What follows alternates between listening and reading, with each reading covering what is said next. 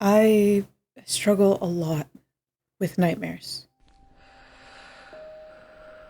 Praying at night turned more into a force of habit than prayer itself.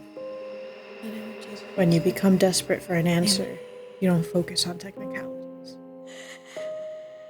Nighttime became the worst part of every day and sleep the most feared. Doctors will say, it'll go away eventually. People from church would just tell me to pray more. I want to tell you about this dream, though. How real it felt.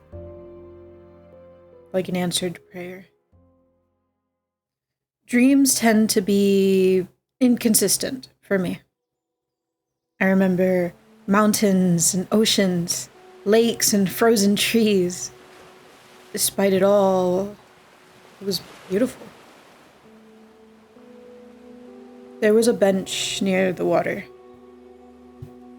I can't remember if it was wood or metal or concrete, but there was someone there.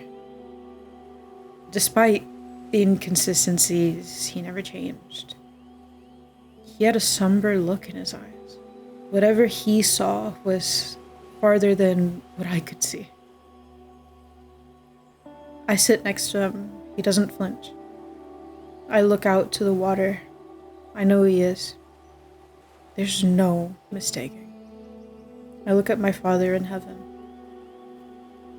I have so many questions, I tell him. He nods. He knows. Why do bad things happen to good people? He doesn't answer. There's people in my life I can't save. I live and love and show your glory with all that I do, but people die. And I never got the chance. Why? Because he starts. I cut him off quickly. I already know. Because he loved us. Because he gave us the will to choose. I don't like that answer. Bitterness creeps up my throat. He finally turns to me, hurt in his eyes, like I've ripped out his heart. Never mind, don't answer. I already know what you're going to say. You have a plan because you gave us free will, your thoughts are higher than my thoughts, so I can be stronger. But I don't want to be stronger. Why can't I just already be strong? Why do I have to witness bad things happen to genuinely good people? How long does free will have to explain for so many things when you have full ability to just take over and fix everything? Tears well up in my eyes. My chest becomes heavy. He opens his mouth to speak again. Because I love you. That bitterness comes back. Love me less, I think. I don't dare say it, but he knows what I'm thinking. He looks back at the scenery and lifts his hands. In nature, what happens when there's fire? He asks. Everything burns? Yet does it stay ash?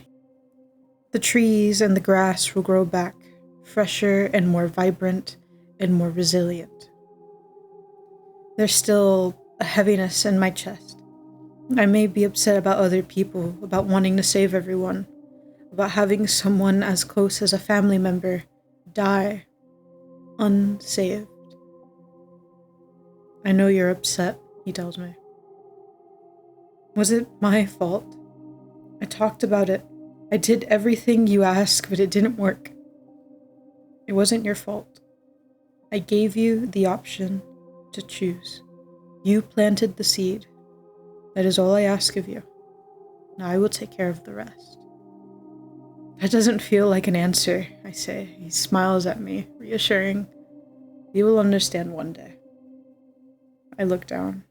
I'm always here. Realization settles. I look out to the water. My alarm goes off. I wake up. I can't help run out the door and look. He really was with me. All of this time.